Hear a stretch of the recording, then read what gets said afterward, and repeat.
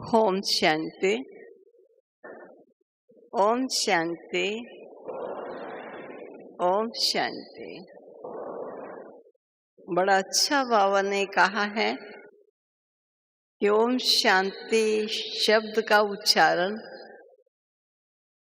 केवल अपनी बात को प्रारंभ करने या समापन करने या एक दो से मिलने जुलने का ही शब्द नहीं है, लेकिन ये बहुत सम्माननीय शब्द है। सम्मान की स्थिति में स्थित होकर सम्मान देना, यह ओम शांति शब्द हमको अर्थ टिकाता है।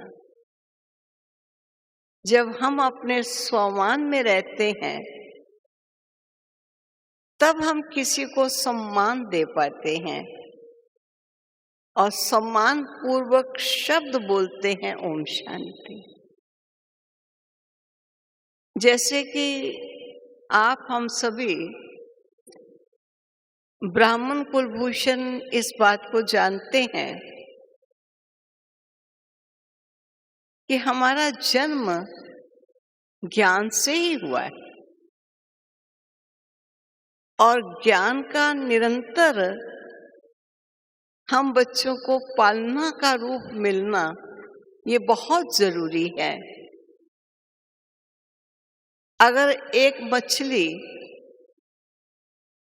जो जल से जन्म लेती है,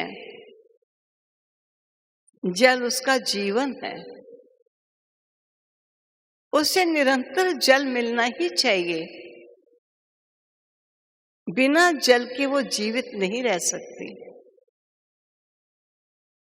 ठीक इसी प्रकार ब्राह्मणों का जन्म भी ज्ञान से हुआ है और ये ज्ञान की धारा प्रतिपल हमारे जीवन में बहती रहे, कभी इसको स्टॉप ना कर लें। हाल ही में 2-3 दिन पूर्व बाबा ने कहा, आप मुरली सुनते हो, आपका सुनने में मन नहीं लगता, खुशी नहीं आती, लेकिन मुरली सुनना बंद नहीं करो, सुनते चले जाओ, कभी मिस नहीं करना, क्योंकि ये ज्ञान आपका जीवन है और इसी से आपको जिए दान मिलेगा। एक समय आ जाएगा जो ज्ञान आपकी बुद्धि में बैठना पुनः शुरू हो जाएगा। कभी योग में मन ना लगे तो चलो छोड़ दो, हम योग लगाएंगे ही नहीं। बाबा ने हम बच्चों को कहा है, याद के अभ्यास को कंटिन्यू रखो, लगातार करते रहो। कभी बाबा के गुणों को स्मृति में लाओ, कभी बाबा के संबंधों को स्मृति में लाओ, कभी ईश्वरीय ज्ञान को स्मृति में लाओ, कभी प्यारे बाबा के पुरुषोत्तम संगम युग पर कर्तव्यों को याद करो। किसी न किसी रूप से याद की कंटिन्यूटी बनी रहेगी। तो जैसे कोई खड़ी हो जाए गाड़ी, तो उसको धक्का लगाने से गाड़ी चल पड़ती है। ठीक इसी प्रकार चलते चलते कभी कभी बीच बीच में महावाक्य सुनने का इंटरेस्ट कम हो सकता है, योग लगाने में रुचि की कमी आ सकती है, लेकिन उसे कभी स्टॉप नहीं कर लेना, उसके कंटिन्यूटी बनाए रखना। फिर आपकी गाड़ी ऐसे ही स्मूथ चलेगी जैसे कि वो चलनी प्रारंभ हुई थी। ये बाबा हम बच्चों को समय प्रति समय सब शिक्षाएं देते रहते हैं क्योंकि हमारा बाबा कैसा बाबा है हम सबको मालूम है। कहते योग्य माता पिता वही होते हैं जो बच्चों को खिलाते पलाते पढ़ाते लिखाते ही नहीं, लेकिन उनको उनके पांव पर स्टैंड करते, वो अपने पांव पर खड़े हो जाएं। ऐसा ना हो कि माता पिता की कमाई पर आधारित हो जाएं, माता पिता की पालना के आधार से ही चल सके, लेकिन स्वयं अपनी पालना आप ना कर सकें, ऐसा नहीं हो। हमारे बाबा हम बच्चों को इतनी पालना देते हैं, लेकिन फिर हमें कहते हैं बच्चे अपने कर्मों पर अटेंशन देना। आपके श्रेष्ठ कर्म आपकी जन्म जन्मांतर की पूंजी बनेगी।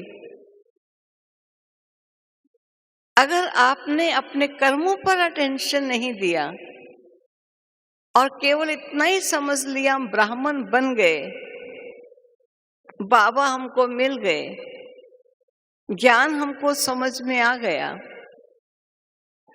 इससे आपकी ज्ञान की कंटिन्यूटी नहीं बन पाएगी। इसलिए ख्याल रखना, मन वचन कर्म से हमेशा अपने कर्मों पर अटेंशन देते रहना। इस पुरुषोत्तम संगम युग में किया गया कर्म जन्म जन्मांतर की प्रारब्ध को बनाने वाला है। कोई भी कर्म हमारा विफल ना जाए, हर कर्म श्रेष्ठ फल दे। ये है हमारा पिता जो हम बच्चों को 21 जन्मों के लिए पांव पर स्टैंड कर देते हैं, और ऐसा टीचर है जो हमको आदि मध्य अंत का ज्ञान सुना करके अनेक पढ़े लिखों को भी पढ़ाने लिखाने वाले बना देता है। इतनी योग्यता ज्ञान के आधार से अपने बच्चों में भर देता है। ऐसा सुप्रीम टीचर पूरे कल्प में फिर कभी नहीं मिल सकता है। जो बाबा विशेष कहते हैं, ये ज्ञान सिवाय मुझ पिता के कोई भी आपको संसार में नहीं दे सकता। मैं ही नॉलेजफुल हूँ, ज्ञान का सागर हूँ, और अपने बच्चों को ज्ञान देता हूँ। ऐसा सतगुरु है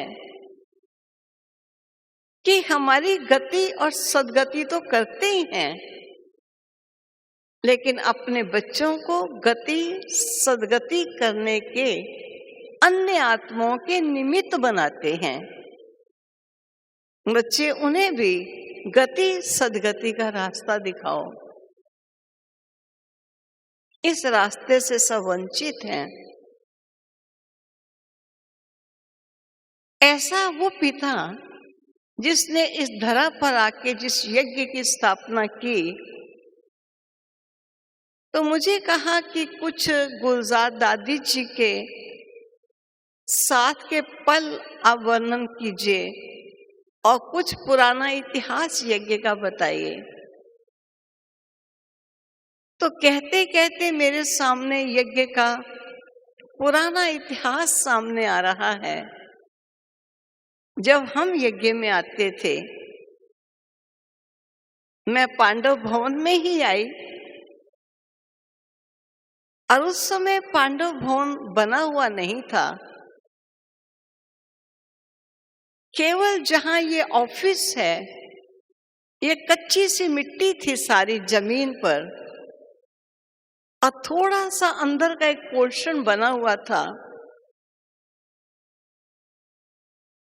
अगर कुछ बच्चे ज्यादा आ जाते थे तो बाहर टेंट लगाया जाता था, और टेंट में बच्चे सोते थे।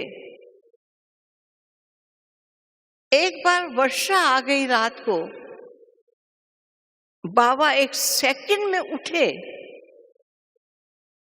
और कहा, बच्चे, सभी टेंट वाले बच्चे मेरे कमरे में आ जाओ। जबकि बाबा का कमरा इतना बड़ा नहीं था। बाबा ने कहा, कुछ चारपाई पर चढ़ जाओ, कुछ चारपाई के नीचे सो जाओ, क्योंकि आप में से कुछ को शायद मालूम होगा कि बाबा का कमरा वो कमरा था जो बिल्कुल पुरानी बिल्डिंग थी। छत पर खरपच्चियां पड़ी होती थी और लगभग 5-6 जगहों से वर्षा होने के बाद पानी बहता था।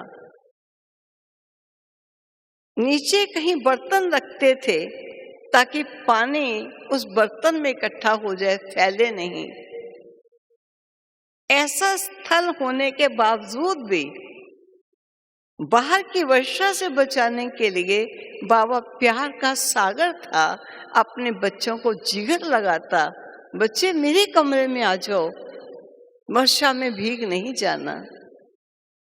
इतना जिगरी प्यार बाबा अपने बच्चों को देते रहे। उस समय कोई खाने पीने के लिए कोई मेज और कुर्सियां तो हुआ नहीं करती थी। पहाड़ों के बड़े बड़े पत्थर थे, जो इतना चौड़ा पत्थर है और इतना लंबा है।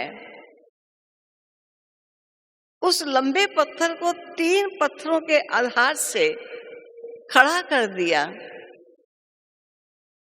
वो पत्थर आपका टेबल बन गया और उससे नीचे वाला पत्थर उसे 3 के आधार पर बिठा दिया, तो वो आपकी चेयर बन गई।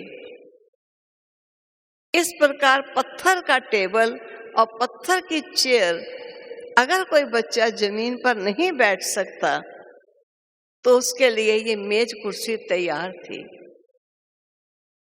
इस प्रकार सिंपल जीवन, वो सादा जीवन था, क्योंकि वो समय था जब ज्यादा सेवा केंद्र भी खुले नहीं थे। दाल होती थी, थोड़ी सी दाल होती थी, शेष पानी होता था। दाल तो कभी दिखाई नहीं दी, ढूंढने से भी नहीं मिलेगी आपको, कहते पीस गई है। और छोंक इतना बढ़िया लगता था कि खाने का बड़ा टेस्ट आता। दिल चाहता था ये दाल थोड़ी और ले ले, बस एक दाल ही तो है और कोई सब्जी थोड़ी है। बड़ा सुखद जीवन की उस समय अनुभूतियां होती थी। सिंपल जीवन था लेकिन बड़ा सुखद जीवन था। क्लास बाबा की, जहां ईशु दादी का पांडव भवन में भी ऑफिस है, उसके बाहर थोड़ी खुली जगह है। वहां अंदर का उसी को हॉल कहते थे और बाबा मम्मा वहीं क्लास बैठ के कराते थे। और अगर थोड़े बच्चे ज्यादा आ जाते थे तो बाहर आंगन, कच्चा आंगन था बिल्कुल, और जहां हिस्ट्री हॉल आदि बना है ये सब कच्ची जमीनें थी। जहां मेडिटेशन हॉल बना है पांडव भवन में, यहाँ बड़े बड़े पहाड़ थे। बस केवल मात्र वहां ही क्लास होती थी ओपन में, वही बड़ा हॉल कहला जाता था। अब बाबा अपने कमरे के बाहर बरामदा सा था, क्योंकि जो आज बाबा का कमरा देखते तो बहुत बड़ा कमरा बन गया। छोटा कमरा होता था, एक खटिया थी, बाबा की गद्दी थी, 2 कुर्सियां थी, एक मेज था। केवल मात्र इतना ही स्थान था और आगे बाबा का बाथरूम वगैरह था। इतनी छोटी जगह बाबा की थी और बाहर बरामदे में गर्मी के दिनों में बाबा सो जाते थे और अपने बच्चों को भी वहीं मिलते थे। ऐसे खटिया पर बाबा के बैठ जाते थे सब बच्चे भी। और बड़े प्यार से जैसे दादा दादी नाना नानी कहानियां सुनाते हैं और बच्चे कहानियां सुनते हैं, ऐसे बाबा का अपने बच्चों की पालना या परवरिश चलती थी। एक बार की बात मुझे कहते कहते याद आ रही है। बाबा कहते थे, बच्चे योग का टाइम निश्चित नहीं कर सकते, श्वासोश्वास याद करते रहो। तो हम बहनों ने एक बार सोचा, आज रात को हम योग लगाएंगे पहाड़ी पर बैठ करके, जहाँ मेडिटेशन हॉल है पांडव भवन में, यहाँ बड़ा ऊंचा पहाड़ होता था। तो हम रात को 12 बजे, 11:30 12 बजे उठ पहाड़ पर चले गए और 4-5 कुमारियां थी, वहां जाकर हम योग करना शुरू किया। वैसे तो ये बात प्रसिद्ध है कि जहाँ 4 माताएं इकट्ठी होकर बैठ जाएं, वो चुप होकर नहीं बैठ सकती, कोई ना कोई बात तो करेंगी ही। रियली हमने भी वहाँ योग तो पीछे करेंगे, पहले कुछ आपस में बातचीत करनी शुरू की। लेकिन पहाड़ों में आवाज गूंजती है, इस चीज की हमको नॉलेज नहीं थी। और ये आवाज जो बाबा खुले कमरे के बाहर बरामदे में सोए हुए थे, बाबा को वो आवाज आई कि कहीं कोई पहाड़ों में आया हुआ है। यज्ञ रक्षक बाबा विश्व किशोर भाई जो छोटा सा कमरा था पास, उधर सोए थे, उनको साथ लिया और बाबा ने अपने हाथ में टार्च पकड़ी और पहाड़ की तरफ चल पड़े।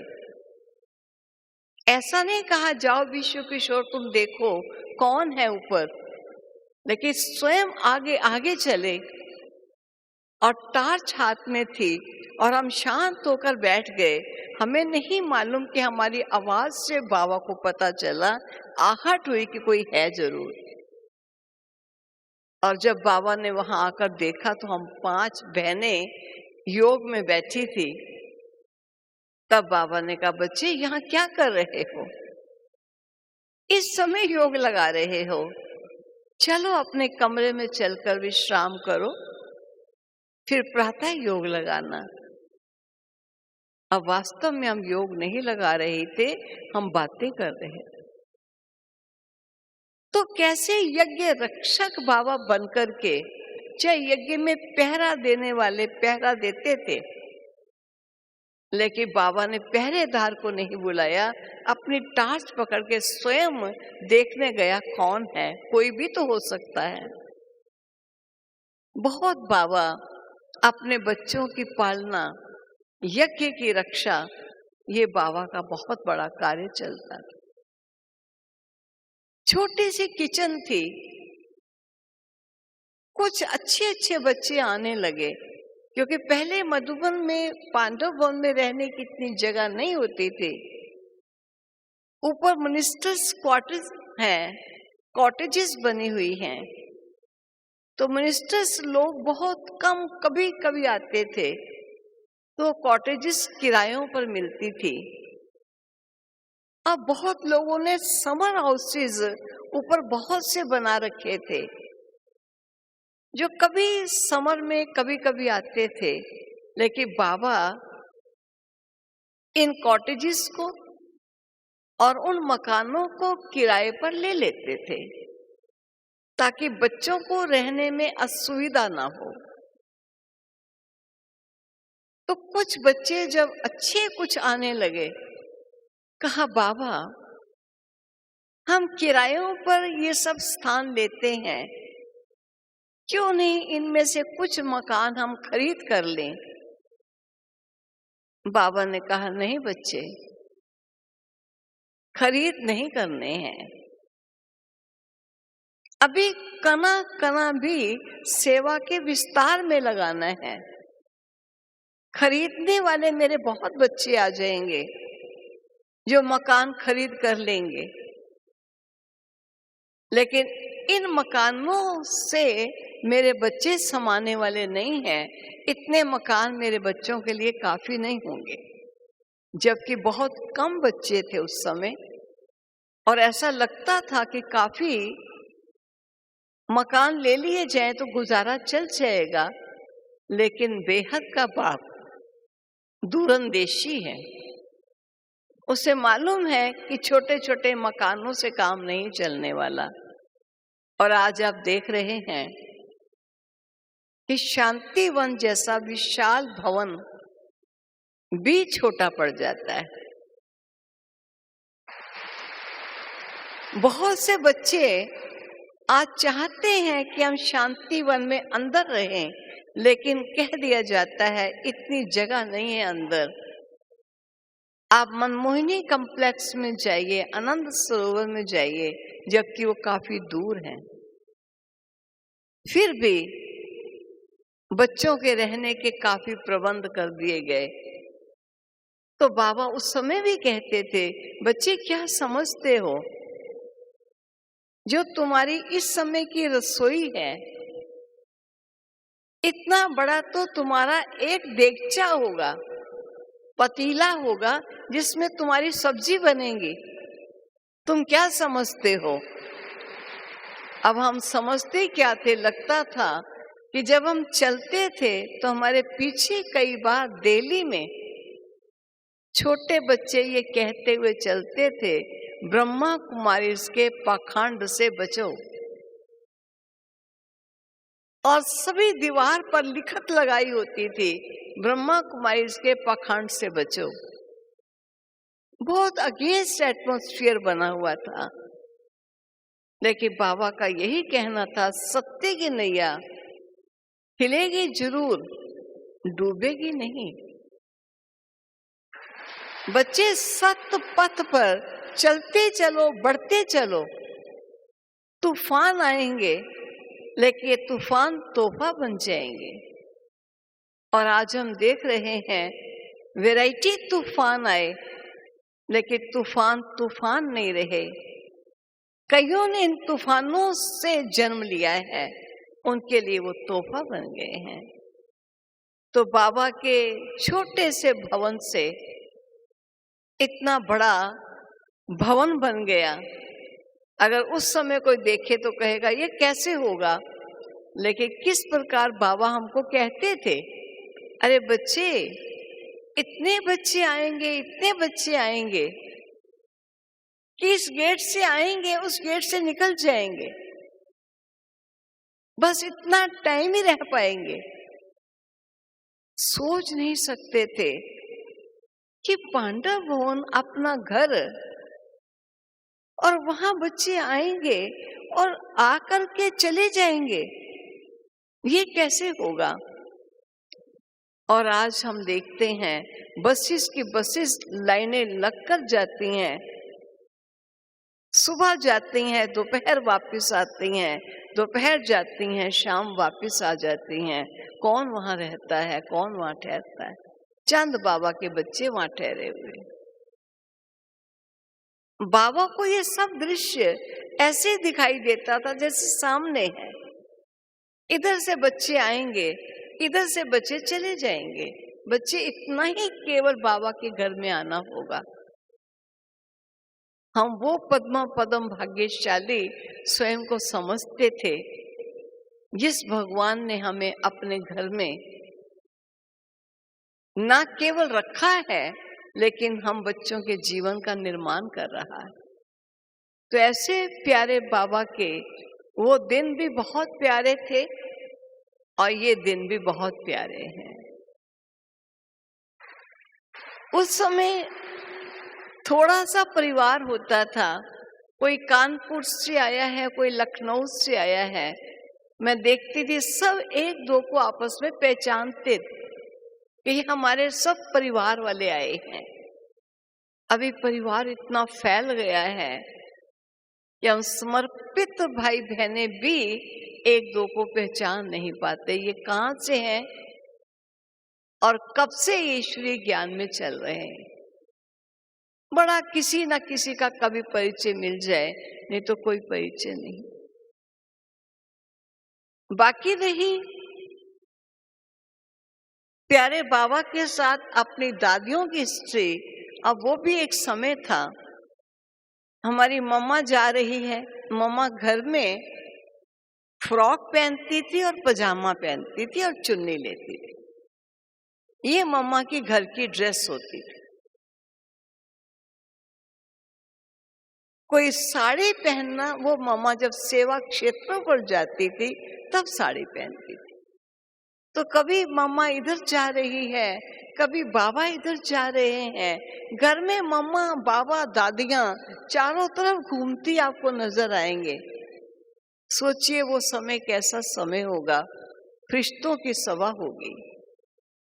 और कई बार कई नए बच्चे जाते थे, वो जब बाबा को देखते थे तो हाथ जोड़ देते थे, और बाबा को भी उन्हें हाथ जोड़ता देख करके उन्हें आगे से हाथ जोड़ना पड़ता था।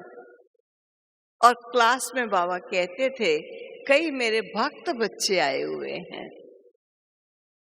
अरे घर में तो बाप बच्चों के साथ घूमता फिरता है, घर में थोड़ी नमस्कार करते रहेंगे, लेकिन उनके अंदर वो भक्ति की वो भावना कि बाबा गया है तो हाथ जोड़ो, माथा टेको, इस प्रकार का वातावरण बनता था।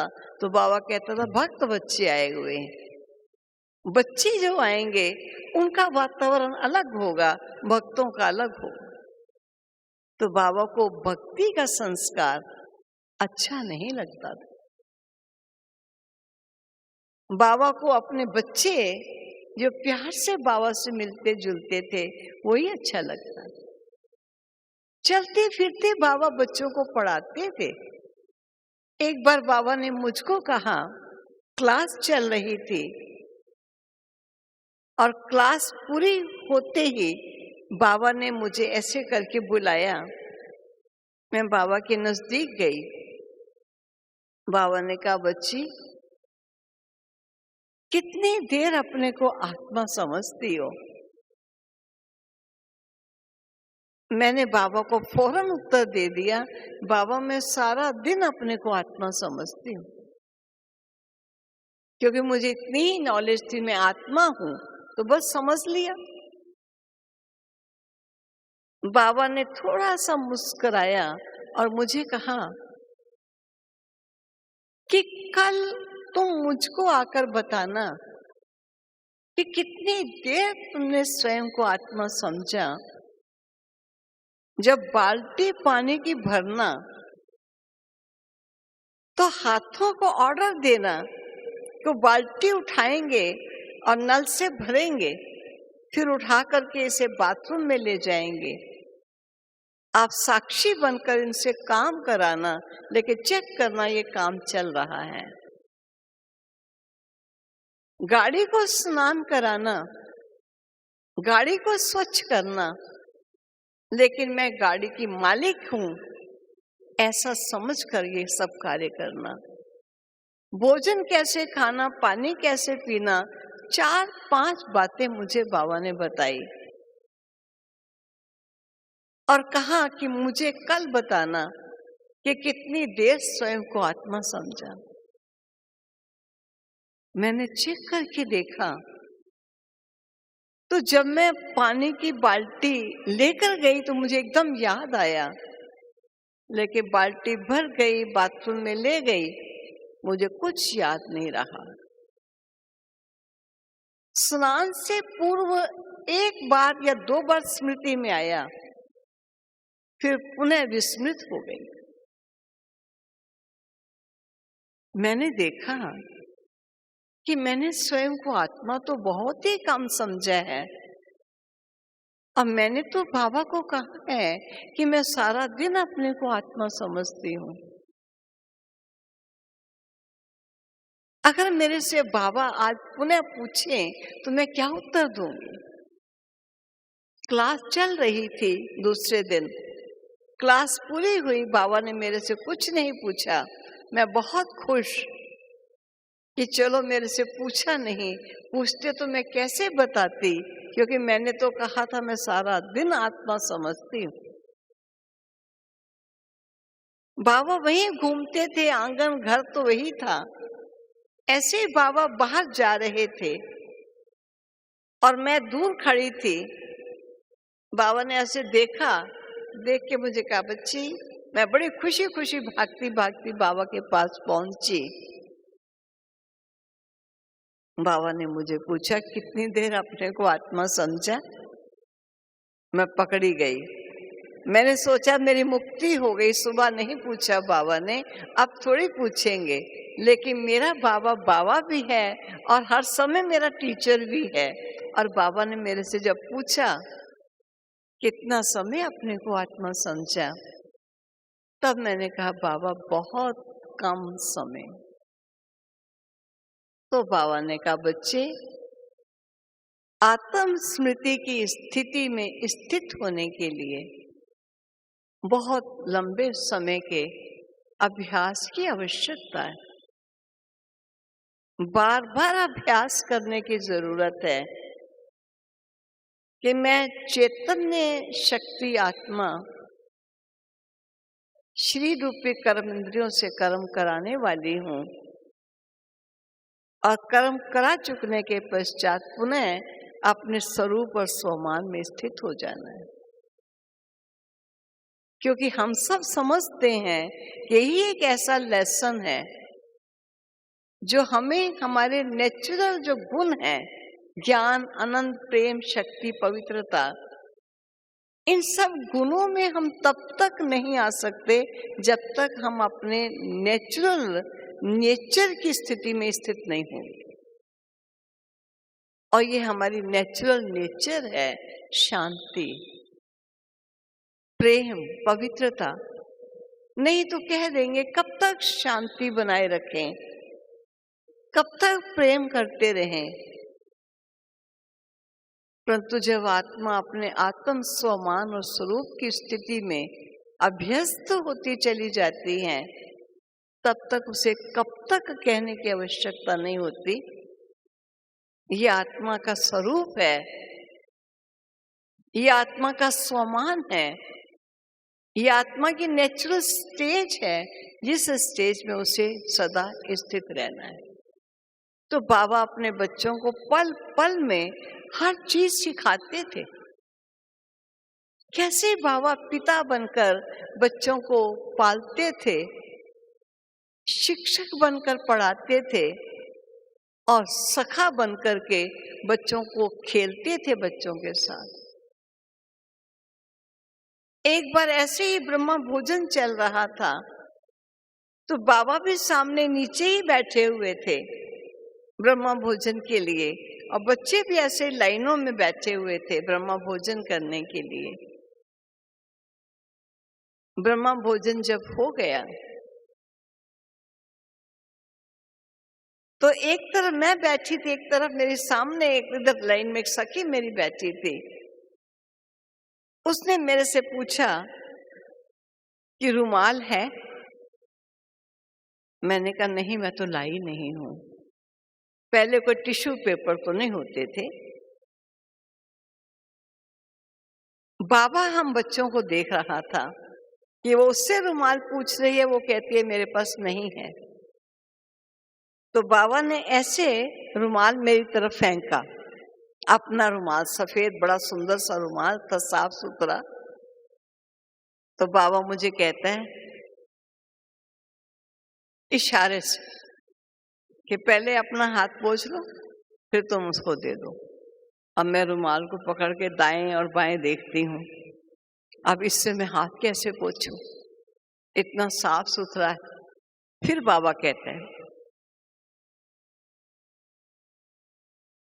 फिर मैंने आखिर थोड़ा जैसे प्यार करते हुए रुमाल को थोड़ा ऐसा कर लिया, मैंने सखी को दे दिया। मानो जैसे बाबा बाप नहीं है, हमारा सर्वस्व है। एक बार घूमने जा रहे थे तो बाबा की उंगली किसी ने पकड़ ली। जो पकड़ लेता था वो छोड़ता नहीं था कि मैंने उंगली पकड़ी है, अब बाबा का हाथ पकड़े मैं ही चलूंगा। अब बाबा कैसे हाथ पकड़ के चल रहा है, लेकिन सब चाहते हैं ये छोड़े तो मैं पकड़ूं। बाबा तो बच्चों के मन की बात समझता ही है। तो बाबा ने उनसे हाथ छुड़ाया और अपनी ऐसे उंगलियां की, 5 बच्चों ने इधर पकड़ लिया, 5 बच्चों ने उधर पकड़ लिया। सोचिए, एक ही हाथ और 5 बच्चे पकड़ के चल रहे हैं। और बाबा कहते हैं, मैं कितना बचड़ेवार हूँ, मैं कितना बचड़ेवार हूँ। बड़ा खुशी से अपने बच्चों को लेकर जा रहा है। कभी हमें कहीं अचलगढ़ में या कहीं भी भेजते थे घूमने के लिए, तो एक एक लाइन में खड़े होते थे, एक एक बच्चा बाबा के गले लग के मिल करके उनको मुख में मीठा मुंह करा के हाथ में फल दे के विदाई दे रहे हैं, जैसे कोई मिलिट्री के योद्धा मार्शल से सैल्यूट करते हुए जा रहे हैं युद्ध के मैदान में। जा कहाँ रहे हैं? अचलगढ़ में घूमने के लिए। और बाबा एक एक बच्चे को गले लगाकर मिल मिल करके मुख मीठा करा के फल हाथ में थमाकर बच्चों को भेज रहे हैं। बड़े प्यार से दाता ने अपने बच्चों को पाला। अपने हाथ से जब तक बाबा बच्चे के मुख में नहीं डाल लेता था, अच्छा नहीं लगता था। और मेरे बच्चे, मैं तुम्हें खिलाऊंगा। बड़े बड़े बच्चे भी घुटने के बल ऐसे आगे जाते थे जैसे छोटा बच्चा जा रहा हो। इस प्रकार बाबा ने बच्चों को बहुत प्यार दिया। अब मैं गुलजार दादी जी की तरफ थोड़ा आना चाहूंगी, क्योंकि मैं गुलजार दादी जी के पास अपने घर से जब प्रथम आई तो मैं समर्पण यहीं आकर हुई थी। लगभग 12 वर्ष मेरा प्रारंभिक जीवन आदरणीय दादी जी और जगदीश भ्राता जी के साथ ही बीता। जगदीश भ्राता जी के साथ में लगभग 40 वर्ष रही और गुलजार दादी जी के साथ 12 वर्ष रही। समय प्रति समय मैं कमला नगर सेवा केंद्र में, उस समय त्रिमूर्ति मासिक पत्रिका निकलती थी और जगदीश भाई कन्याओं को कोई ना कोई सेवा देते थे ताकि ये कन्याएं प्यारे बाबा से जुड़ी रहें। हम दूर रहती थी लेकिन कोई ना कोई कार्य अर्थ बुला लेते थे और कोई ना कोई लेख लिखवाना, फेयर करना, ये काम हम करते थे। घर में रहते थे। एक बार मुझे मन में आया, मैं कब तक घर में रहूंगी, क्योंकि हमारे लौकिक पिता हमको सेवा केंद्र में समर्पित होने की छुट्टी नहीं देते थे कि लोग क्या कहेंगे। मैं अपनी जिम्मेवारी पूरी कर दूंगा, फिर तो आप जो भी करना चाहो करो, लेकिन मुझे अपनी जिम्मेवारी पूरी करनी है। तो मैं अपनी प्यारी मामा, हमारे दिल्ली में आए हुए थे, तो मैं मामा के पास गई और मैंने मामा को जाके कहा कि मामा, दोपहर का 2:30 बजे थे, मामा थोड़ा 3 बज रहे होंगे, गर्मी का मौसम था, मामा थोड़ा रेस्ट कर रहे थे। बड़ी दीदी जो उस समय सारी दिल्ली सेवाओं को देखते थे, तो उन्होंने मुझे कहा कि आप मेरे साथ आ जाओ खटिया में, यही रेस्ट कर लो, अभी मम्मा उठेगी तो आप बात कर लेना। जब मम्मा उठे तो मैं मम्मा के पास गई और मैंने कहा, मामा, मुझे अपने जीवन का फैसला करना है। मेरे पिता मुझे सेवा केंद्र में आने की अनुमति नहीं देते और चाहते हैं मैं कोई ट्रेनिंग करके लौकिक सर्विस पर स्टैंड कर जाऊं, मैं नहीं चाहती हूं। तो मामा ने कहा, ठीक है, लौकिक फादर को मामा पहचानते थे, मैं उनसे बात करूं। और सचमुच मौका ऐसा मिला कि मामा ने मेरे लौकिक पिता से पूछा, उनकी कास्ट नंदा थी, नंदा जी, आपने हमारी चक्रधारी के लिए क्या सोचा है? तो पिताजी ने कहा, मामा क्या सोचना है, इससे पूछो इन्होंने घर में कभी कुछ काम किया हो। क्योंकि कभी कुछ ऐसा मौका ही नहीं बनता था जो बच्चों से माँ बाप काम लें। और यज्ञ के जीवन में सब कुछ करना पड़ता है। मैं नहीं समझता कि यज्ञ में चल सकेंगी। तब मामा ने कहा, बिल्कुल ठीक है, आप समझदार हो, जो भी आप कहते हो राइट है, लेकिन मेरा ऐसा कहना है कि आप इनको 4 सप्ताह की छुट्टी दीजिए, ये सेवा केंद्र पर आए, ये स्वयं को स्वयं देखें कि मैं चल सकती हूं कि नहीं। हम भी इन्हें देखें कि ये चल सकती हैं कि नहीं, और आप भी इन्हें देखिए कि ये चल सकती है कि नहीं। उसके पश्चात डिसीजन लिया जाए। पिताजी चुप रह गए, कुछ बोले नहीं। मम्मा ने बड़ी युक्ति रच दी। मैंने कुछ समय के बाद पिताजी को याद दिलाया, मामा ने ऐसे कहा था, आप मुझे कुछ समय के लिए जाने दीजिए। पिताजी ने कहा कि बड़ों के आगे बोला नहीं जाता, लेकिन मैं नहीं चाहता। लेकिन मैंने फिर भी अपना बैग तैयार किया। मैं कहीं बाहर से आई थी, कुल्लू साइड में ऐसे घूमने गए थे, तो मैंने कहा मैं गुलजार दादी जी से मिलने के लिए जाऊंगी। तो मैं कुछ सौगात उनके लिए लाई थी। तो मैं गुलजार दादी जी के पास कमला नगर में पहुंची। दादी हॉल में खड़े थे। उन्होंने मुझे देखा और ऐसे मेरे गर्दन में, गले में हाथ ऐसे डाल करके वहां से मुझे अपने कमरे में ले आए, और कमरे में लाके मुझे पूछा कि चक्रधरी, मैं इस समय अकेली हूँ, मेरे साथ रहने वाली बहन दूसरे सेवा केंद्र में गई हैं, क्या आप मेरे साथ रहोगे? मैंने फौरन कहा, जी दादी। मैंने सोचा मुझे जीवन को डिसाइड करना है, स्थान उचित है, दादी उचित है, यही समय है मुझे अपने को डिसाइड कर लेना है। मैंने जी कहा कब आओगी? मैंने कहा मैं कल ही आ जाऊंगी। दूसरे ही दिन मैंने छोटा सा बैग तैयार किया, और दोपहर के 2:30-3 बजे होंगे, मैं पहुंच गई। दादी के कमरे में गई। दादी सोए हुए थे। दरवाजा खुलने की आहट से वो जाग गए। उन्होंने मुझे कहा कि मेरी चारपाई के नीचे चटाई है, उसको निकाल लो और आप भी विश्राम कर लो। उस समय कोई खटियाएं नहीं हुआ करती थी।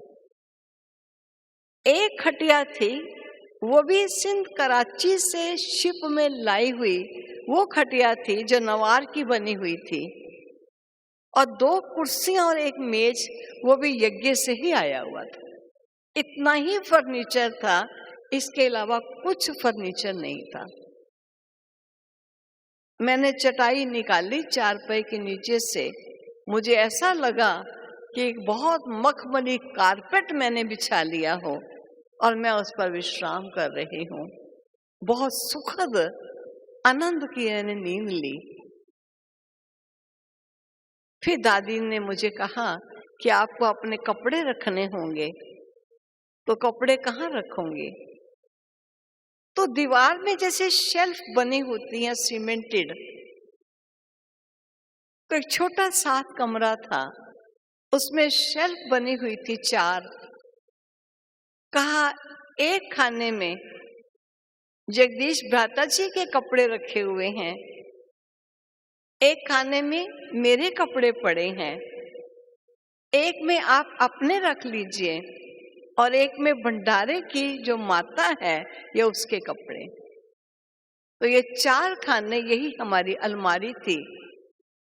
उसके आगे कोई पर्दा आदि नहीं था। और फिर मुझे दादी ने कहा, 2-3 दिन हुए, कहा चक्रधरी हो सकता है आपको धरती पर शायद नींद ना आती हो, लेकिन हमको तो यज्ञ में आदत है नीचे सो जाने की। अगर आप खटिया पर सो तो आप खटिया पर सो जाओ, मैं नीचे सोऊंगी।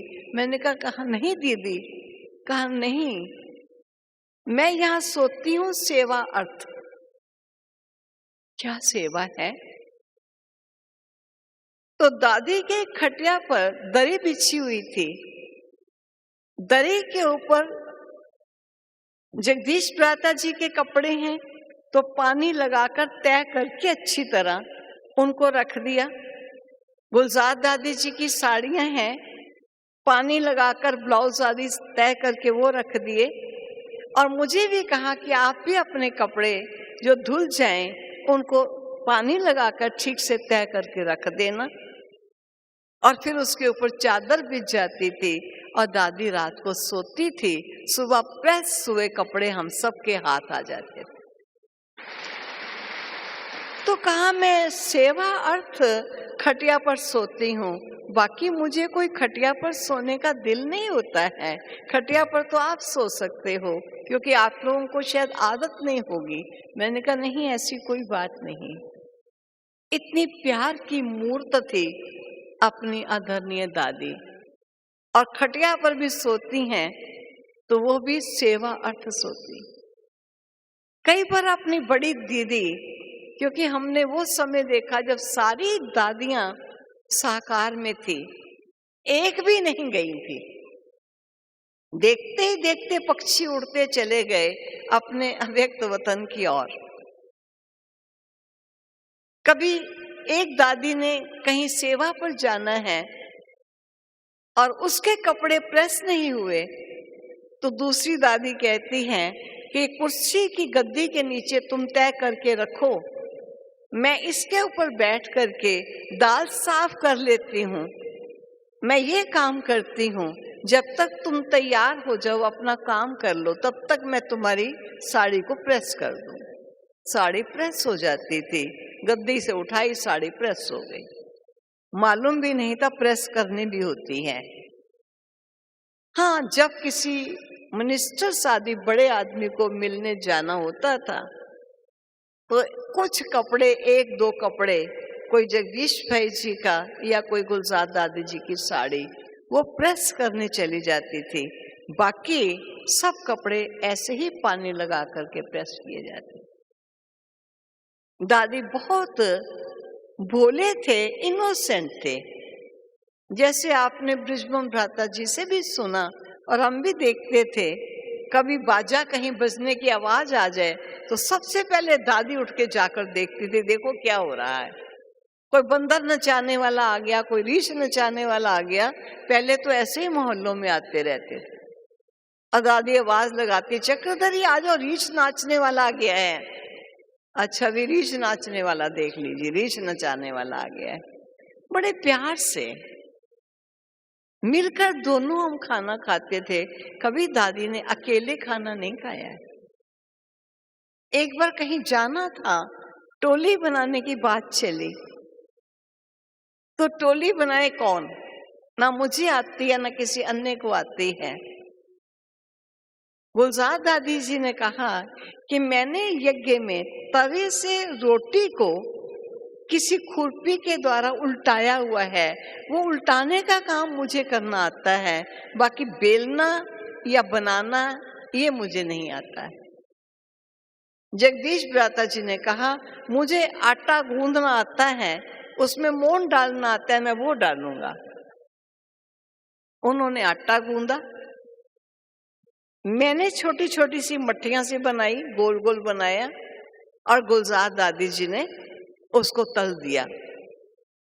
और फिर उतार कर हमने चाशनी चढ़ा करके, गुलाब का फूल लगा करके, एक लौंग ऊपर रख के बहुत सुंदर टोली तैयार कर दी। ये तीनों के सहयोग से एक टोली बन गई। थोड़ी सी चीज, क्योंकि उस समय ऐसा नहीं था कि खुला था। माताएं थी, साधारण साधारण माताएं आती थी।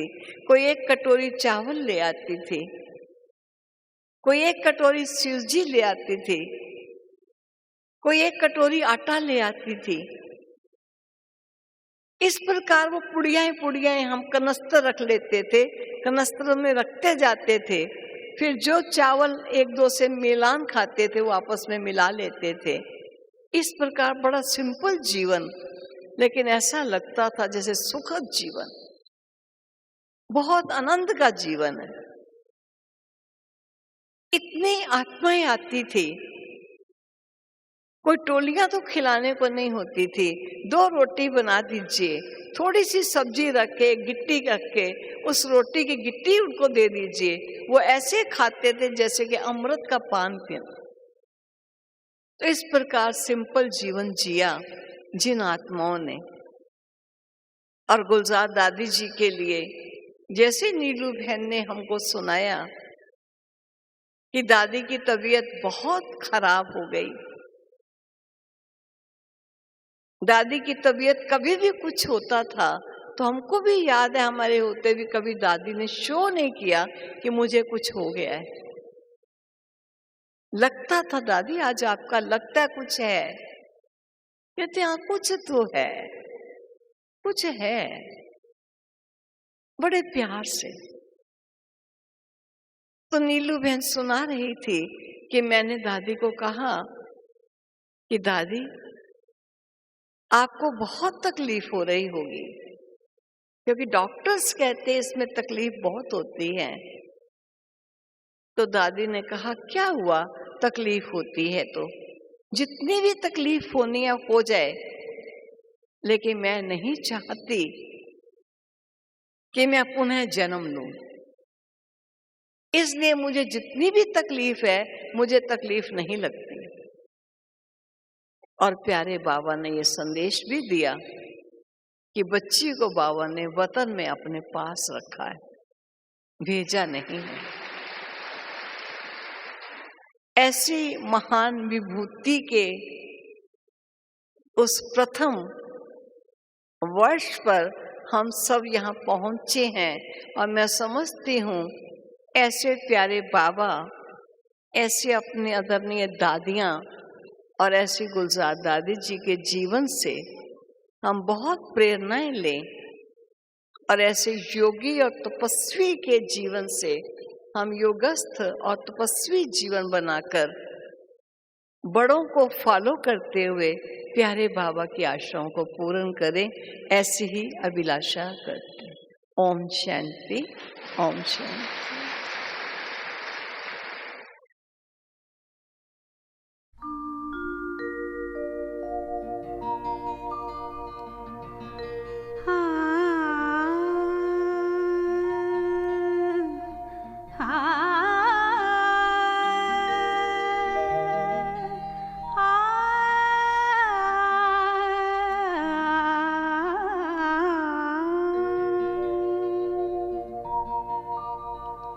वो दिन कितने प्यारे थे, ये दिन भी कितने प्यारे हैं। वो दिन कितने